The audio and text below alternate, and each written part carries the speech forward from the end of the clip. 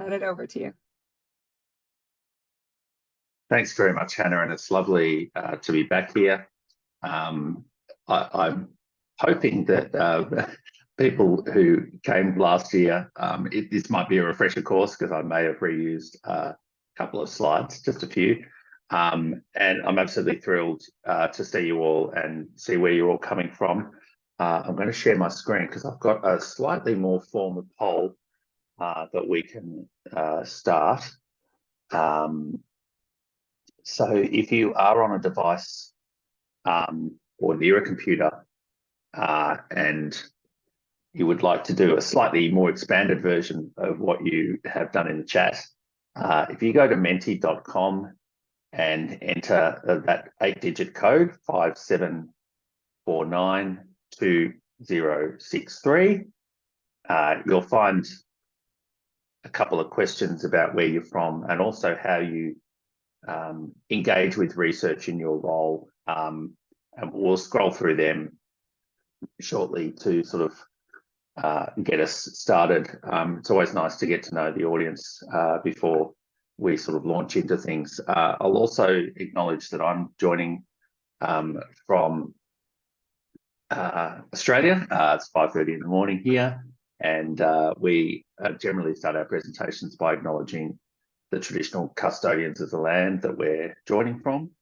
And I'm joining from the land of the Kulin Nation, and I acknowledge their elders past, present, and emerging. So I just will check in whether anyone has been able to access. Yes, we're getting some responses. That's great. So I'm just going to let that tick away in the background. And for those who are joining, it's pretty self-explanatory. You can have a look at those instructions. We'll have a bit of a look. We've got about 11 responses to the first question, and we've got, how many people online now? I think we've got 52, which is great. And I always keep an eye on that number to see if it's dwindling as I present. Hopefully it stays relatively stable, but that's a very nice piece of feedback that we can get. So I'm going to just allow people a minute or two. I see we're getting more responses in there. If you're having any trouble accessing that poll, please just write into the chat. I can see, someone's put the code in. That's very useful. And we've got our bios in there as well. So we'll just, it's nice to get a few more data points before we share the responses. I can see people are really diving in now, so that's great.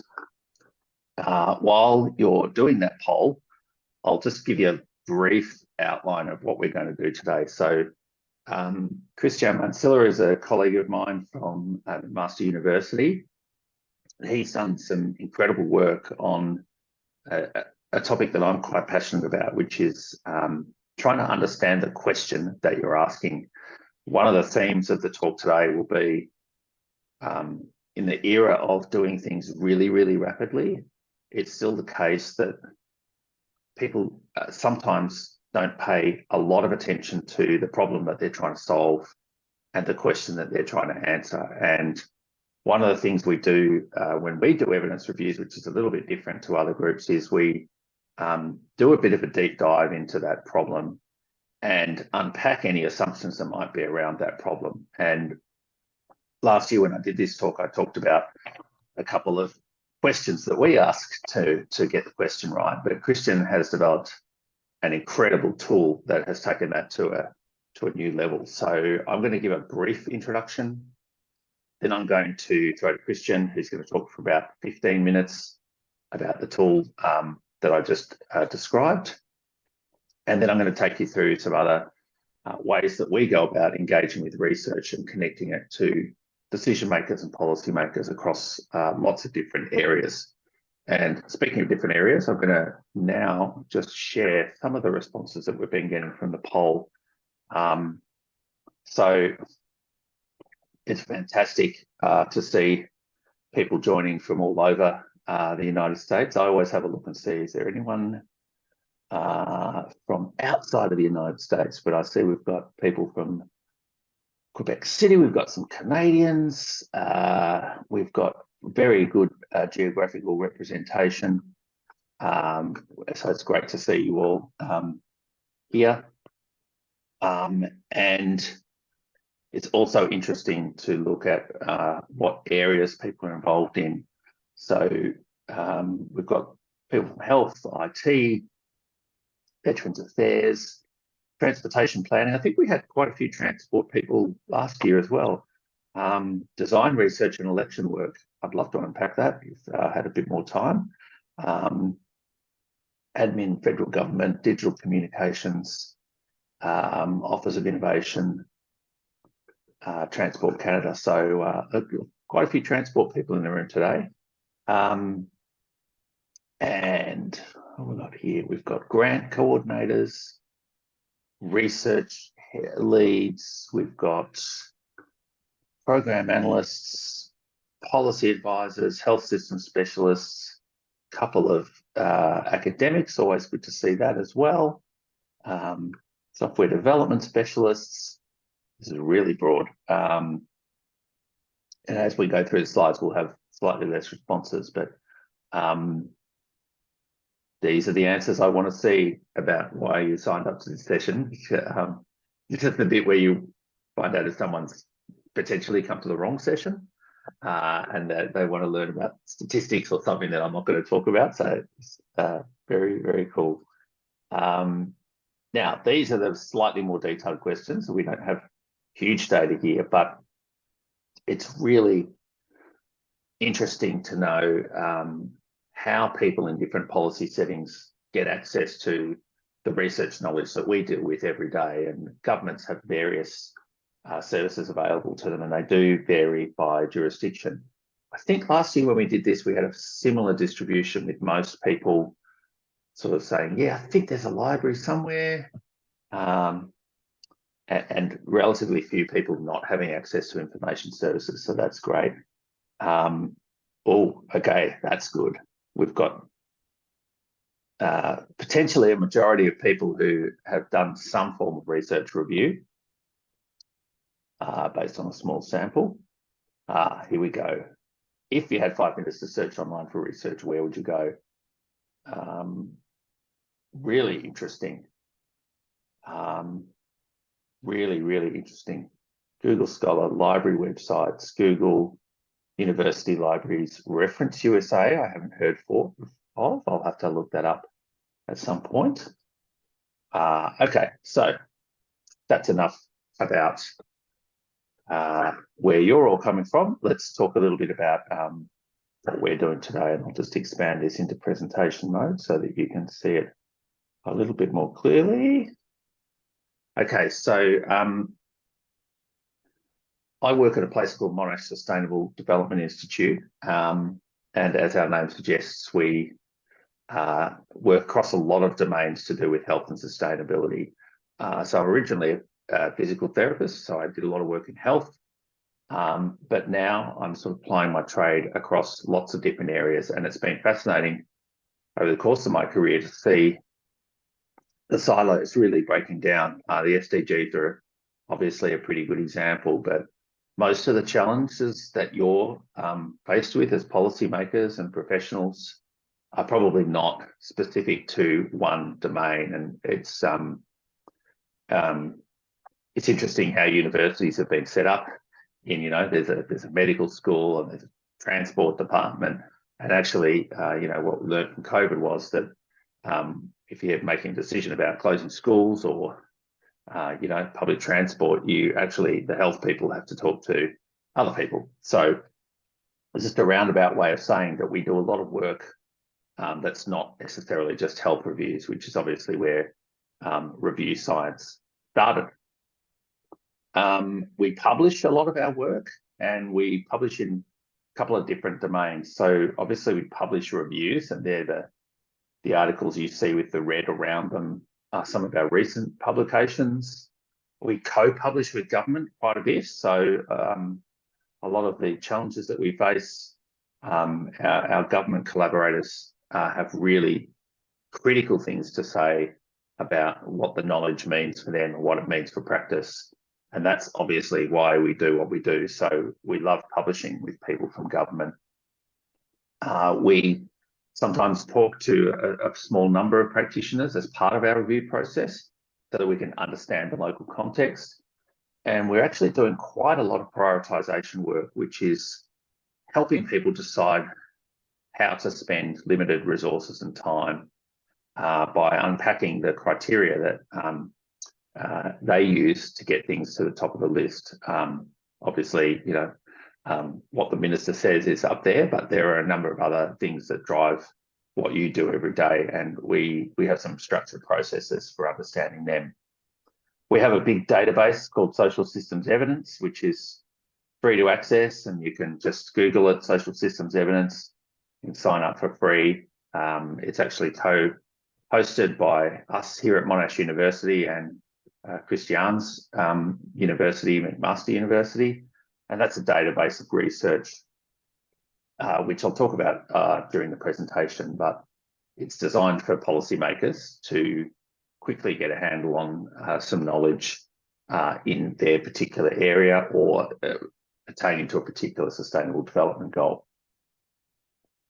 I'll start with the key messages for those who do drop off before we end, and I hope that's not the case, but if you wanted to know the four things, if you want to know the four key messages from today that we're going to talk about, one is that, as I said before, understanding the question is singularly the most important step of any research process, and particularly rapid reviews, because if you don't understand the question and you've only got a few weeks to gather knowledge, then you're in a really bad place. We're going to talk a lot about research reviews, which is a really good way of getting across a large amount of information, research knowledge in a short amount of time. We're going to talk about how you can sift and sort a pile of papers into ones that are perhaps a little bit higher quality versus a little bit lower quality. And you'll be pleased to know that we already know that it's not really necessarily about what we do in universities that drives your everyday practices. We know that there are lots of other inputs that go into policy and decision making, and we try to acknowledge those inputs so that we can be as useful as possible. But we know we're not the only game in town. This is just a quote that I like. It's actually pretty old now. It's probably it's almost 20 years old now, but really the reason that I do what I do is because, and I'm sure that you would see this sometimes, is that, there's always an imperative, not just in government, but across all areas, to just do stuff. But if you're not thinking about how you can harness what we know, you're potentially wasting a lot of resources. And there's any number of examples here in Australia of things that have been not very well thought through and that have wasted public money. And equally, there's just millions and millions of research articles in the world covering questions that you would not imagine anyone has researched, and they need to get off the shelf and be put to work. So action without knowledge is wasted effort, and knowledge without action is a wasted resource. I also want to just talk about a few things that have really tripped me up over the years, because I'm from a university, and people who work in particular domains sometimes get so familiar with their own terminology they forget that actually other people can interpret words in different ways. And it seems ridiculous to have a definition of research, but actually it is important, because the research that we deal with in universities is published in scientific journals, and it's peer reviewed, and sometimes you have to pay to access them and go through databases. But actually, there's a lot of other insights that are gathered that are technically research as well, and that includes business intelligence, data insights, all of the administrative data sets that you have access to. If you're putting them together and analysing them, you're doing research as well. So we do have a very broad definition. But as I said, we work in the university research space, and we do think that university research in general is robust because there's a few checks and balances that, ethical standards that we have to sign up to, peer-reviewed processes. The interesting thing when you talk about evidence is that that is a very interesting term. When we talk about evidence, we mean university research, but we know that the evidence that people draw upon might be testimony in a committee or an inquiry. It might be what we call anecdotal evidence, which is kind of like, people say this works. And so when people say, I'm using the evidence, we take that with a pretty big grain of salt, because we know that evidence comes in very, very different forms.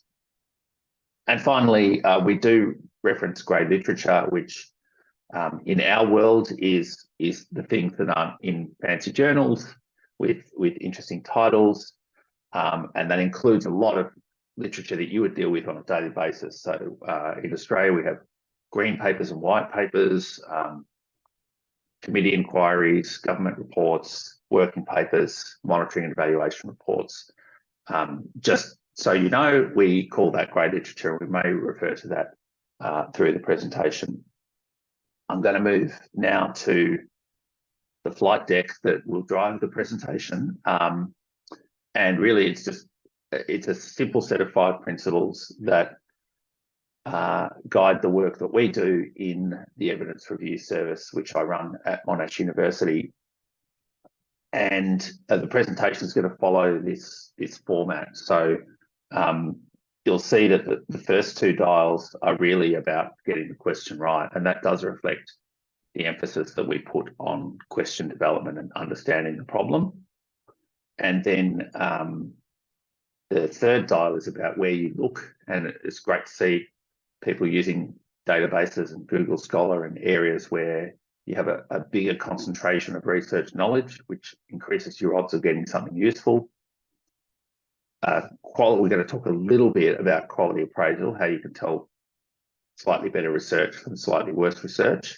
And then we'll talk about something that you all know about, which is that we know that research isn't the only input, but how do we deal with that as an evidence review service? We will unpack. So that's the format for today. And on that note, I'm going to just present one slide that I use about getting the question right. Then I'm going to throw to Cristin, who's going to go through the question development tool that I mentioned earlier. One of the first things we do when we sit down with a government partner is try and understand where they're coming from in terms of the amount of questions that you grapple with on a day-to-day basis. They do vary. So sometimes you have a knowledge need that is fairly internal. It's just, I don't know much about this thing. I need to find out about, a particular intervention or a particular problem area or domain, and I want to access research. But sometimes I'm in charge of a big review with multiple inputs, and one of those inputs is review or research knowledge. So these are the 4 questions that if the first time I sit down with a policymaker, these are the 4 questions I ask to understand context. I ask other questions too, obviously, but these are the big 4. Who wants to know the answer? What do they want to do with the answer? In a decision-making context, it's really important for me to know whether people have already decided that they're going to do a particular thing. So a very basic example is, the minister wants to release an app by Christmas. We want to find out about apps. That's much different to, what's the best way of addressing or building knowledge in this area. And I always get a little bit worried when a lot of decisions have already been made, because sometimes research is sort of retrofitted into decisions, and we as a university have to be very neutral about and very honest about, well, actually that's not going to solve the problem. And then because we know that research isn't the only input, we like to know what else is going into the decision-making process, so that we can understand the context of our contribution. And on that note, I'm going to throw to Cristin, and he's just going to tell me when to advance the slide. So I'm going to mute, and Cristin, welcome. And I've just got to find out how to mute here, but I'll throw to you. And thanks again, Peter. I think I can mute. I can mute you, but I don't know if you know how to unmute you. But I think that's fair enough. Yeah. So no, thanks again, like Peter and Hannah and everyone for just like being here. So my idea and as Peter was saying, I think like getting the question right is probably like one of the most important steps, like in this like sort of like a big process like of the slide deck that Peter was just like showing, right? So this is one attempt that we have created, kind of like systematically getting the question right and just like somehow facilitating that process, right? I first need to apologize if you like hear any sort of like background noise. I just like have like a specific internet issue at home, so I needed to just like try a B plan and just like came to a coffee shop. So hopefully like the background noise won't be like terrible into that. But go ahead, Peter. We'll just like talk about the matching QM tool. So first a bit of a background. Go ahead, like because there's some animations I think we could just like show. Like and go ahead one more, yeah. And this is just like a bit background of like the Evidence Commission. So the Evidence Commission is an initiative that was created like that was like launched in 2022, and then like you got like several updates on how. But the idea essentially is just like how to think a post-pandemic world for like for systematically using the evidence better in the way that we have been using it like before, and particularly during the pandemic. Okay? And one of the main things is I wanted to just like highlight two main things of the Evidence Commission, right? The first one is just the right mix of the forms of evidence. So in the diagram of the left, you will see essentially that depending on the specific need or a specific stage of the policy cycle that we are, right? Whether we are understanding a problem or selecting an option to address that problem or identifying implementation considerations, different forms of evidence, right? Like different like groups of knowledge would just like play a complementary role to address each one of those specific needs, right? And then on the right, you will see what actually happened during the pandemic or during many times too, right? It's just that like some forms of evidence got more attention than others on addressing specific issues, right? Such as like data analytics or evaluation got like more prominence like during the pandemic compared to others, but others could have like complementary address that topic as well, right? Next one, please. Yeah. And then the second thing that I wanted to say here is just when we speak about decision makers, so the Evidence Commission said when we speak about decision makers, we're not only talking about like government policy makers that is on the top of the diagram to the left, right? We're also speaking about people that are organizational leaders, that are professionals such as physicians or such as police officers, engineers, etc. But we're also speaking about citizens, right? So we are all decision makers or our own family decisions or our own sort of like decisions and citizens as well, right? So we so in a way like our journey is to just like ensuring that evidence is like flowing to our desks to just like make the better decision, make better decisions. It's just like for all like at the same time, right? So and then on the right, it's something that I also like want to also always highlight that it's very important, like the role of intermediaries, right? Whether who are the intermediaries? They're people that are in between decision makers and evidence producers. So like think of evidence producers as researchers and then decision makers as politicians or high level officials that are just like making decisions like at any given time, right? And then like intermediaries could know how to navigate both worlds, right? So they could understand the technicalities of like a given research process, but they would also just like understand how politics works, right? So there are crucial people that we are that like we need to have in mind to support like in their given process, in any process that we are just like trying to move evidence to decision making. Next one, please. All right, and then we just like got on the background for the specific tool. And what happens here is just that we always say as researchers that like getting the question right is a critical process, but it's also like a linear step as you could just like see here in the diagram to the right, right? But at the end, like what we are seeing, like most of the time, it's just like the traditional sort of like frameworks for just like stating specific questions do not always fit the reality, particularly the reality of people that work in system change or just like in policy making in general, right?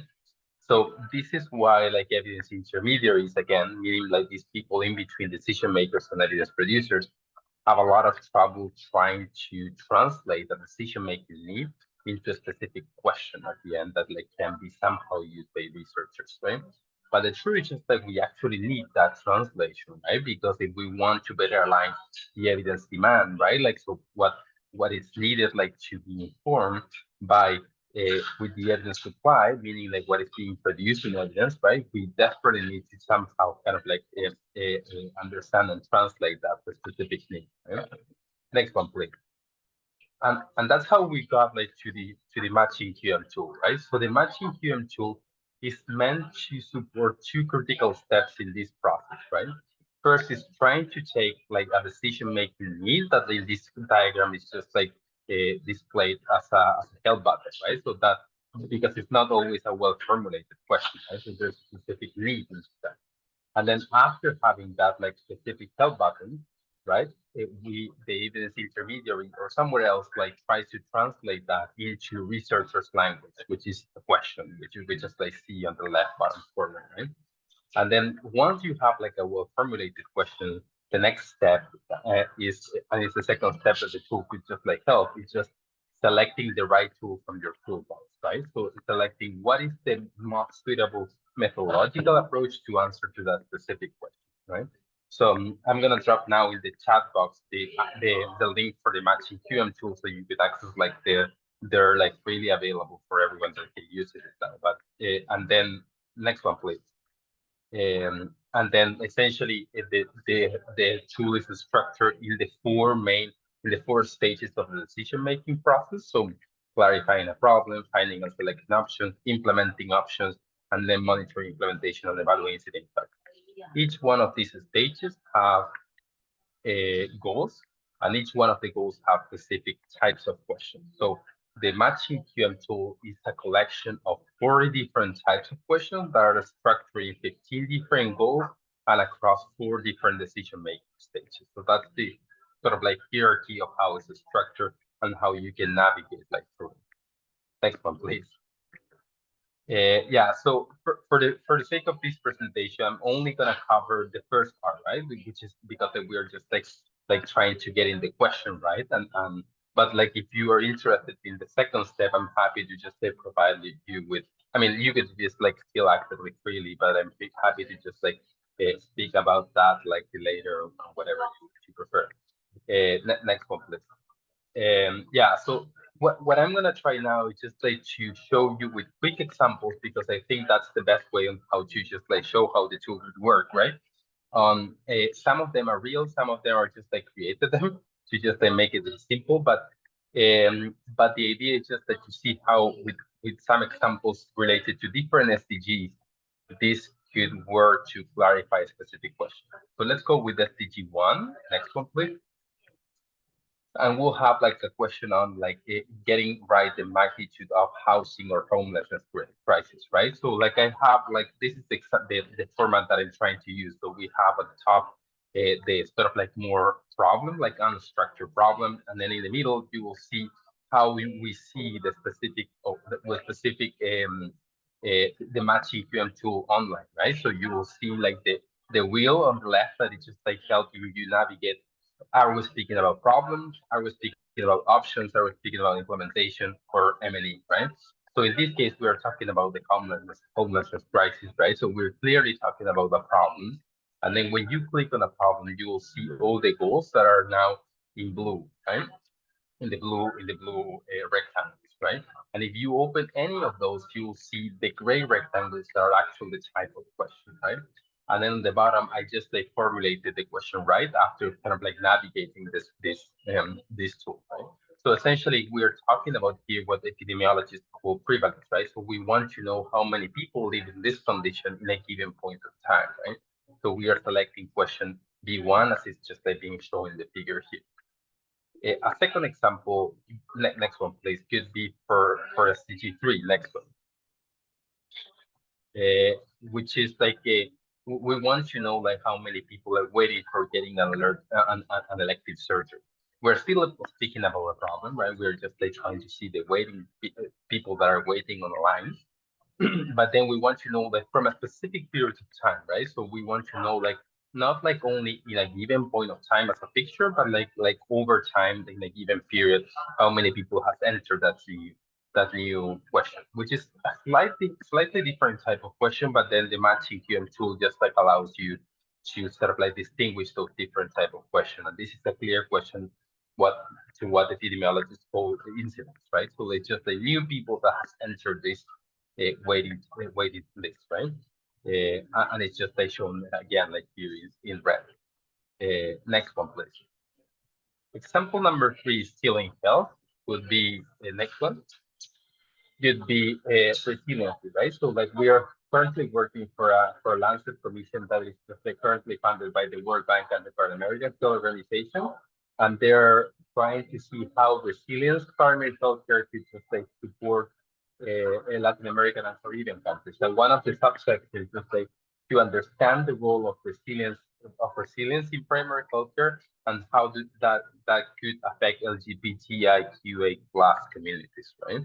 So again, like we are still speaking about a problem, right? So we could just like open like the problem stage, and then like if we navigate the specific goals, we're trying to understand this problem and then finding conceptual approaches that we're trying to find a framework that could allow us to understand the intersection between these big components of the problem, right? Next one, please. Then example number 4 in SDG, 4 in education, could be next one, please. We want to know like whether like having a sports facility close to your home could just somehow reduce the risk of like dropping from school, right? So again, we have a problem which is like dropping out from school, and then, and then we want to know like either causes or aggravating factors of that problem, right? Like or the positive language, right? We want to just know like protective factors of that sense, right? So then again, we are trying to understand like whether a given condition is just like a protective factor for this problem, right? So like we want to know whether living close to a sport facility is acting as a protective factor from the dropping out of school, and then we select like that specific question into it. Next one, please. Then like we move like to somehow different SDG related to more like climate and global warming, and that next one that is related to wildfires, right? So this is a huge problem for many countries, right? Like so Australia, like it has had like many issues with this. Like here, I currently live in Canada, so in Canada, like we have like many issues with this too. In Chile, we recently in the summer have like a lot of problems for this too. So it's becoming like a new normal for many countries, right? So, and one question that I always just like see there is just like, are we doing everything that we can to address this problem when the crisis is on it, right? So, and then again, like, so we're shifting the issue like from the problem to options, right? Because we already know the problem, right? This is the controlling the wildfire, right? Like, so the wildfire is the problem, and then we are trying to see if we are considering every single possible option to address that problem, right? So if we open the options again, we navigate through the goals, we'll see that we are trying to see if we are scoping like all potential specific options to address that specific problem. And so we are not interested to see what is the impact, at least yet, right? But we are interested to see if we are considering all the options on the table. Next one, please. Then in SDG 16, which is like peace, justice, and strong institutions, go next, please.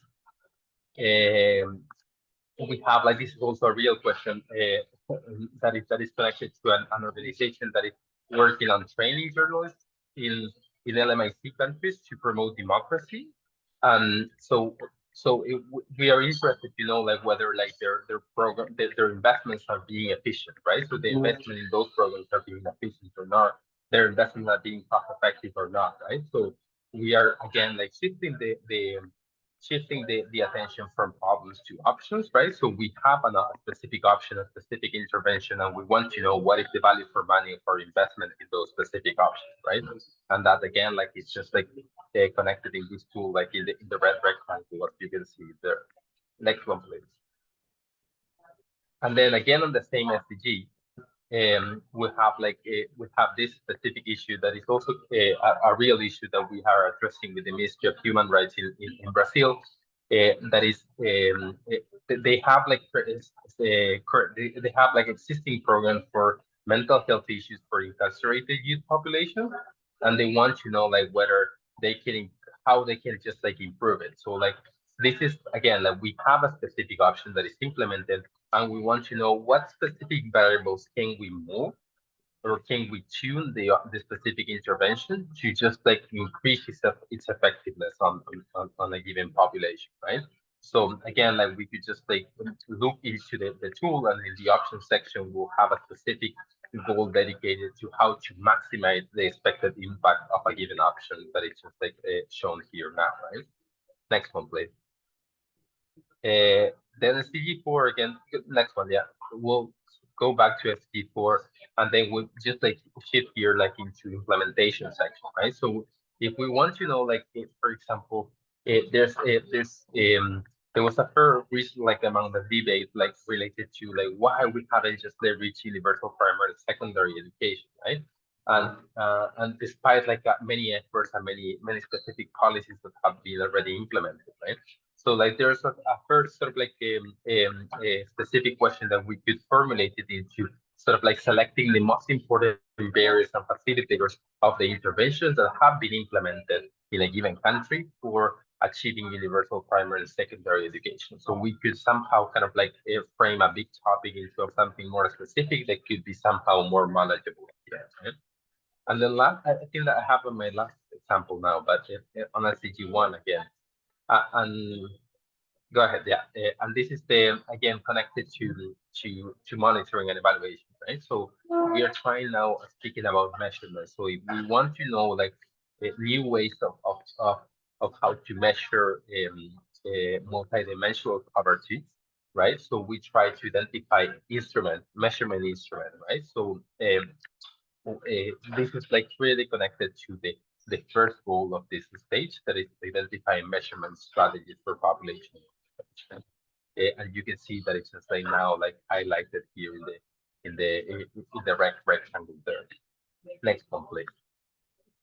So yeah, so that's pretty much like how the tool works, right? Like it helps you somehow navigate all different stages of the decision-making process, right? From the problem through the options until the monitoring and evaluation.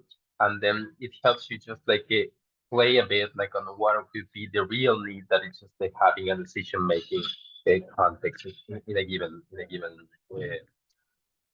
time, right? So I think I have like one more slide probably that is yeah. So I have like two more slides that are related to how this tool was created. Just like briefly to say that we this was like a two-part study. That one was like conducted a survey for many groups that respond to specific decision maker needs, and then we kind of like analyze those answers and create a taxonomy of different type of questions that is just like essentially the tool. And then next one, please. We from there it's the Delphi study for methodological experts to say what are the most relevant methodological approaches to address each one of those questions. Next one, please. I think that's it for me, Peter. I have like a couple of slides that is just like more connected. If you want to know more about the tool, or if you want to test it, like, or you want to use it, it's freely available. If you get to use it in your real context, I would love to hear your thoughts and your experience, because like it helps me as well, kind of like try to improve the tool and to make it like more usable for real context, that it's just like at the end my end goal into this. So again, thank you. Yeah, I'll let you with the rest of the presentation.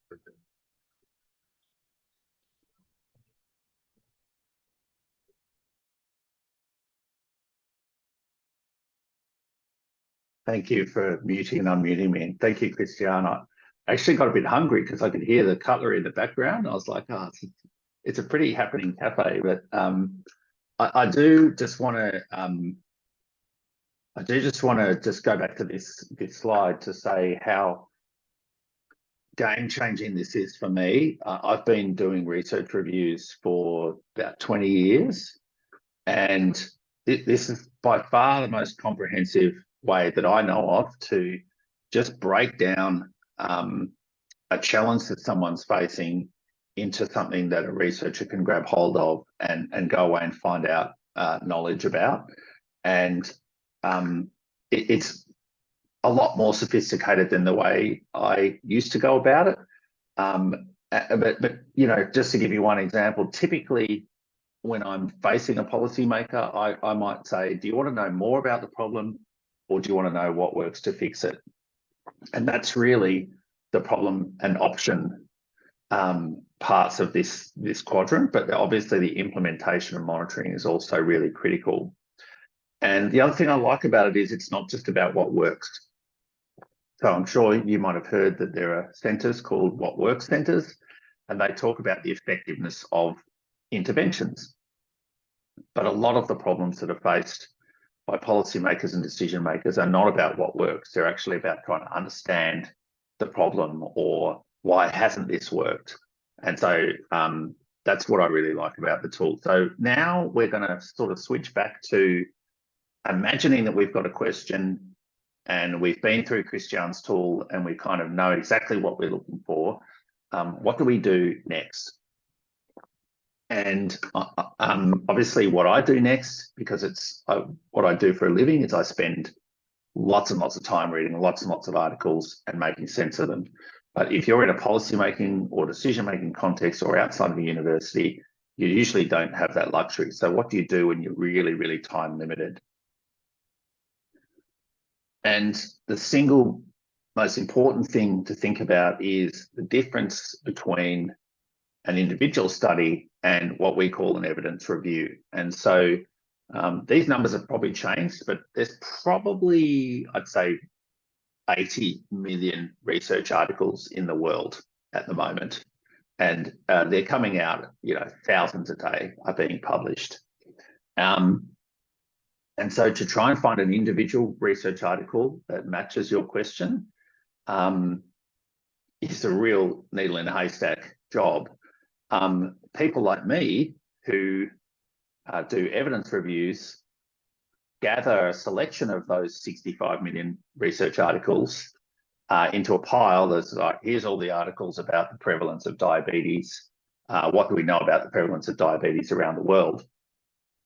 And we bring that all together. So we're moving up a little bit of a level in terms of the research hierarchy. And there's a couple of reasons why evidence reviews are really powerful. One is that, let's say you do find that one article on, you know, diabetes prevalence. If it's a rubbish article or an outlier, so you might find one trial that says drug A is better than drug B, but there's actually 19 other trials that say drug B is better than drug A. So it's quite risky, and it's certainly not recommended to rely on one individual article to make big policy decisions. But the thing is that, you know, researchers also like promoting their research. So you might get, you know, you might have visibility of something that's quite big, you know, a big trial or a very, very big program of research, and that can be quite compelling. But evidence reviews put that in the context of all the other research around the world. And that's why they're the recommended starting point, particularly if you haven't got much time. Here's another way of showing that concept. This is my estimate. There is actually a thing that tells you how many pages there are on the internet. It's called the World Wide Web size. And last time I checked, it was about 5 billion.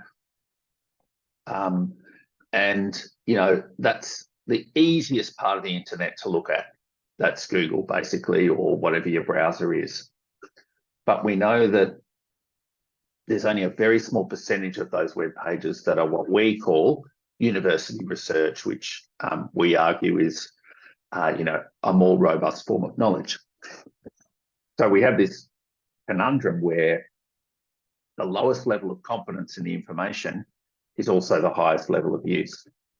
What I mentioned before is the university research that's individual studies, and that's much more useful than what you find on the internet. Whoops, okay.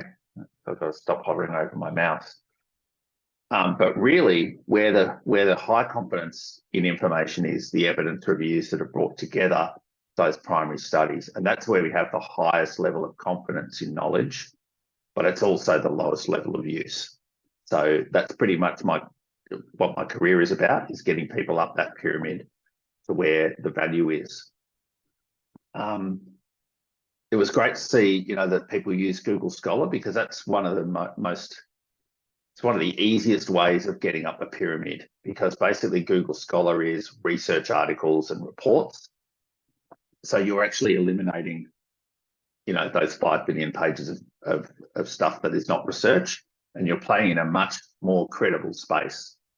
So if there's one thing you change today, just go from Google to Google Scholar, and you'll be playing in a much more credible space for knowledge. But there are other databases that bring together review level evidence. So one is the one I mentioned earlier, which has got about 7,000 reviews pertaining to the state's sustainable development goals, and everything from climate change to the examples that Cristin showed. You can sign up, get a free account, you can search the database, and you can actually filter results according to what area of policy making you're in, or whether you're in a lower middle income country or an OECD country, and you can get a lot further in 5 minutes on a platform like Social Systems Evidence or Google Scholar than you can just by searching the open internet, which is always a temptation when you're short on time.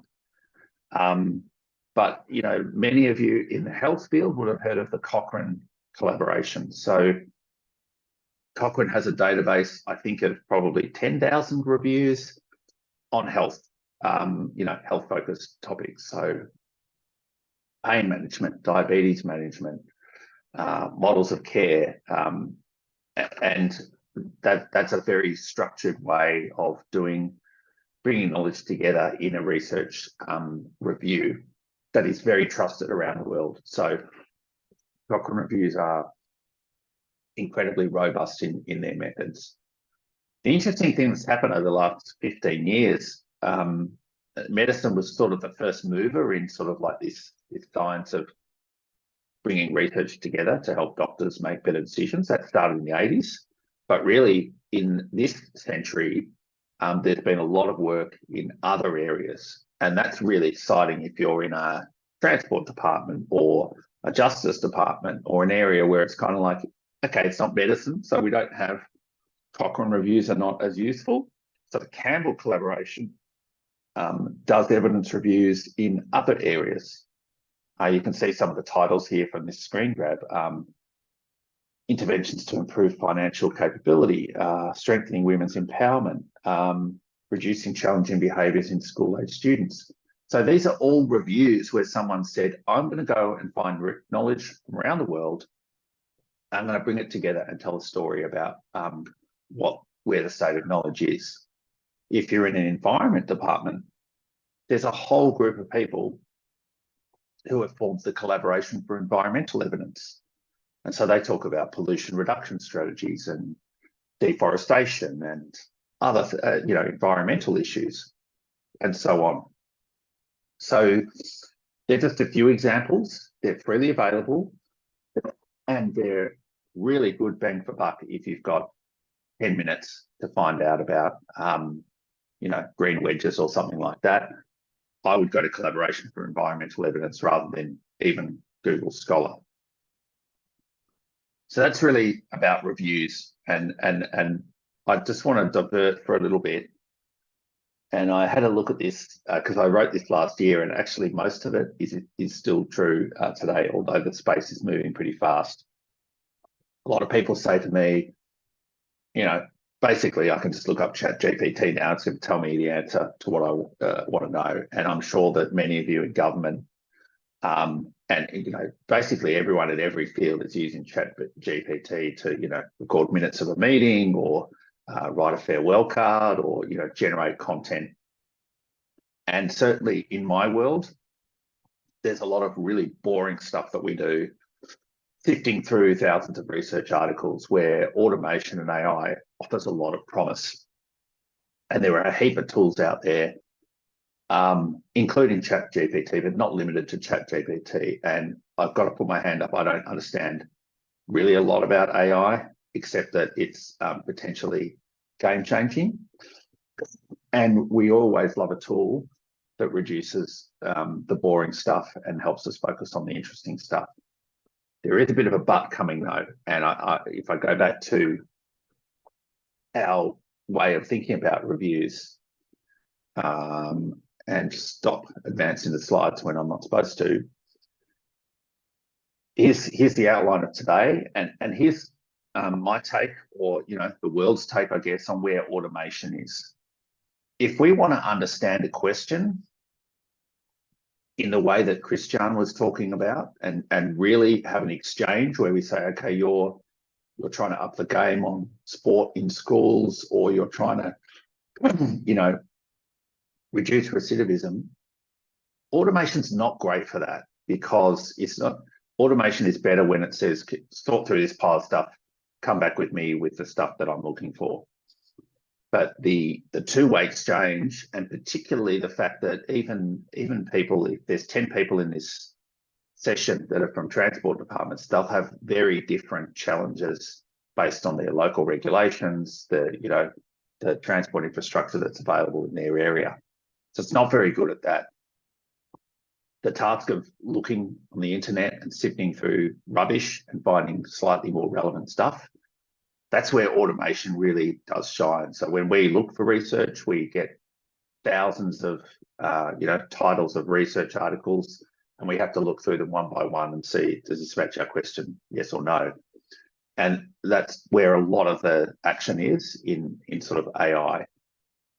When you want to know whether a research article is good quality, which we're going to talk about shortly, not very useful for that. It's too much decision making. The research is very specific, and even when they write stuff that they've done in a research article, sometimes it's actually not what they've done. So like just reading the text is not helpful. And you'll be pleased to know that for policy making and complex decisions, automation also is not well geared to that at the moment. It's great for information processing, but those higher level tasks, and there's really the thing about ChatGPT in my world is that there haven't been a lot of head-to-head trials of saying, okay, here's the manual way of doing it. Now let's get an automation tool to do it and see the difference. There isn't actually a lot of research about that. There are a lot of very compelling tools, but the evidence isn't quite in. I'm not just saying that to be self-serving. People who are in this area are saying it's not, it's not quite been proven. Okay, how are we going for time?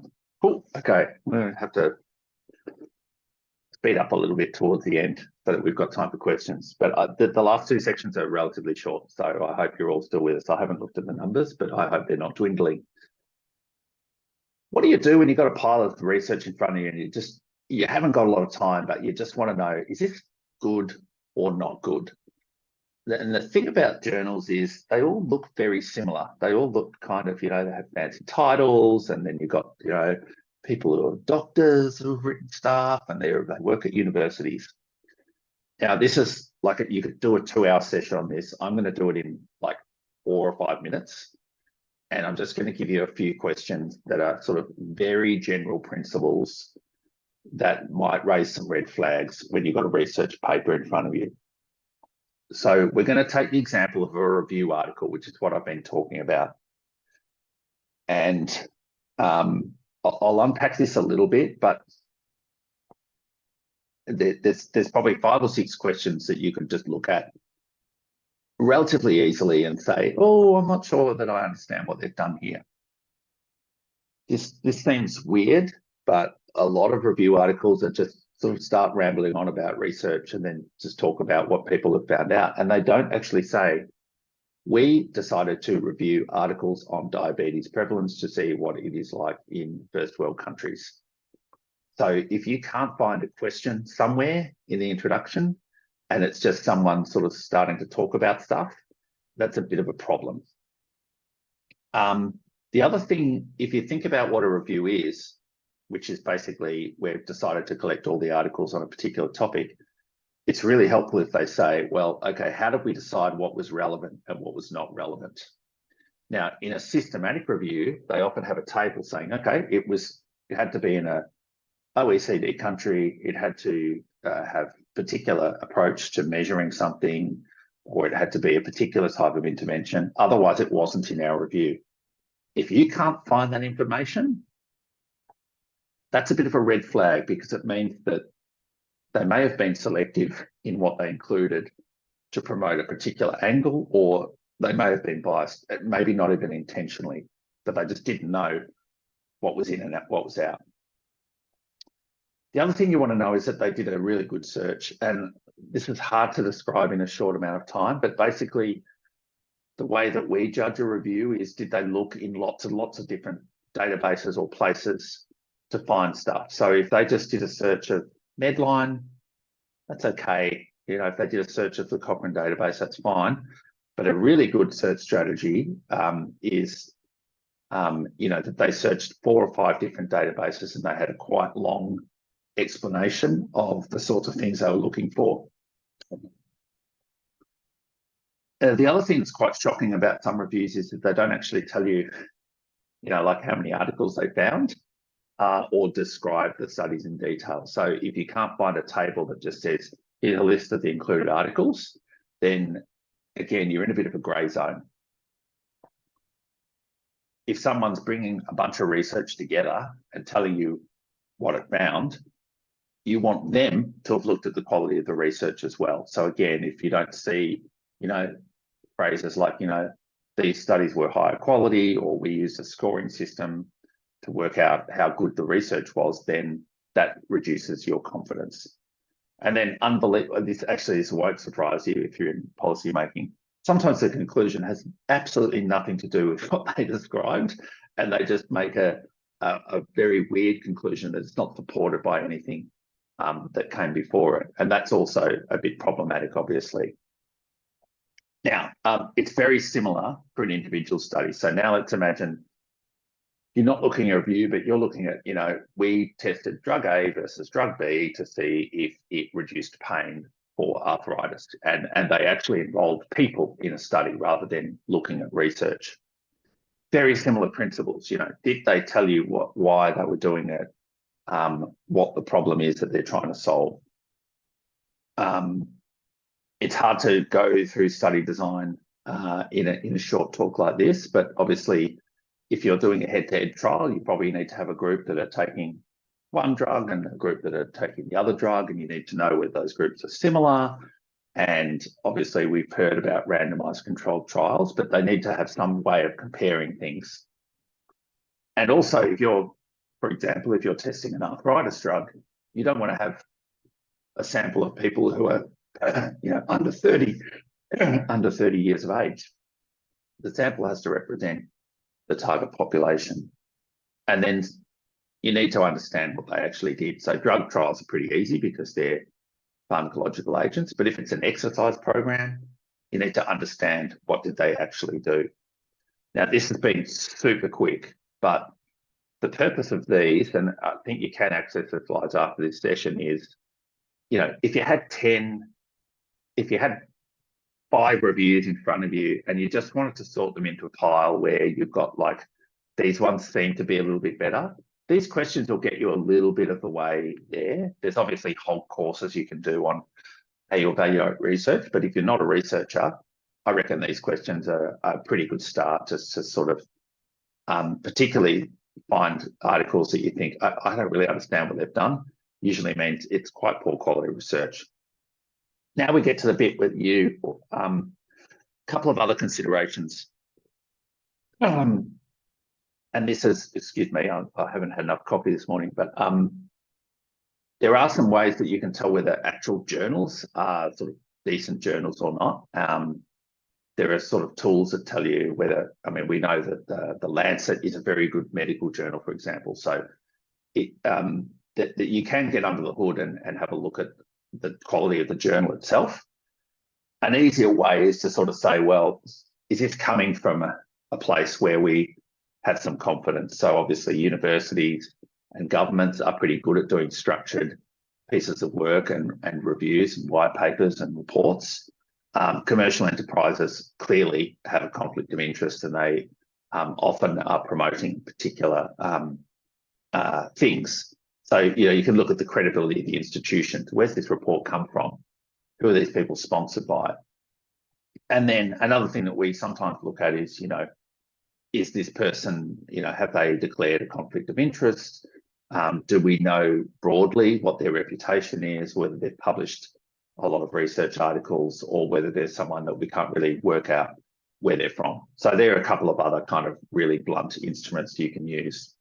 I'm not going to spend much time talking about policy making because you're all predominantly policymakers. And so this is really just to say that everything that Cristin and I have talked about is like a tiny wedge in probably your day-to-day life. And the most important thing to acknowledge is that people who do research reviews for a living, or who interact with policymakers and who are those intermediaries, generally do understand that you're faced with multiple inputs. So this is from the Evidence Commission that Cristin mentioned earlier. And this is all the things, probably there's more than this, but we know that when we deliver research to government, they're often dealing with some modelling inputs, some of their own administrative data sets. They might have done some research around, the acceptability of particular things. And we know, as I said earlier, that there's people outside of universities that do research and pull reports together, and some of that is very impressive. And so the government reports are a really important knowledge input that we try to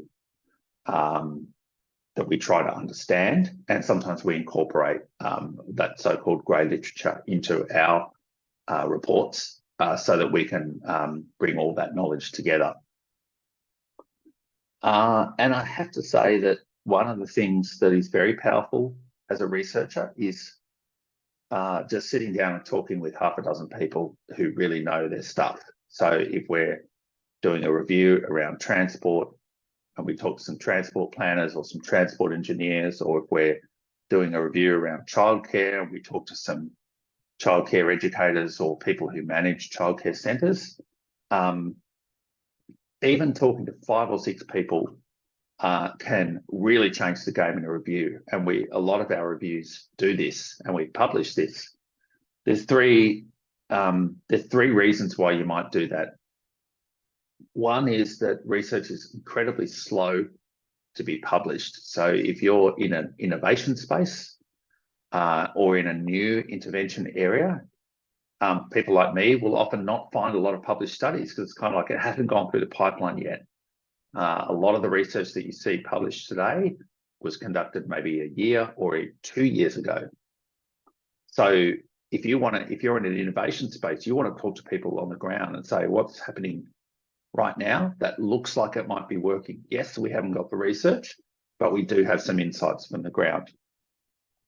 The second reason is that research sometimes does not think about feasibility and acceptability. And so classic example would be, a whiz-bang blood sugar monitor that's like better than all the other ones, but it's super expensive, or it's technologically very difficult to produce.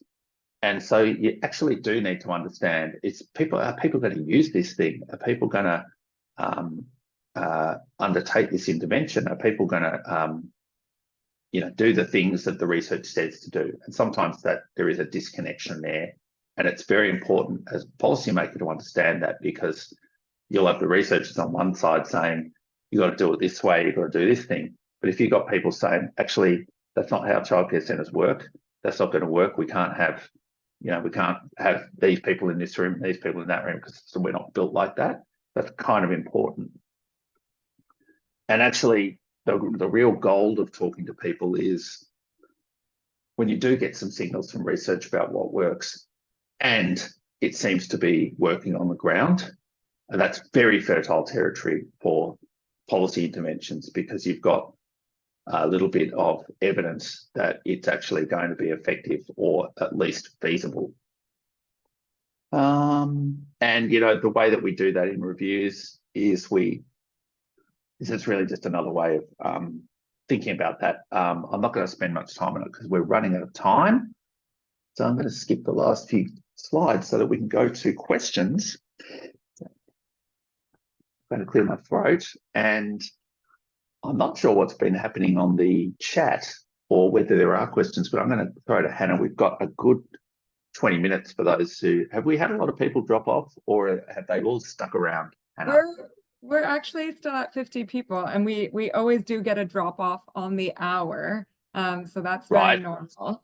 Don't take it as anything to do with your presentation. That's usually people can set aside an hour, but really appreciate those who were able to take an hour and a half today. I'm just going to turn off recording as I promised.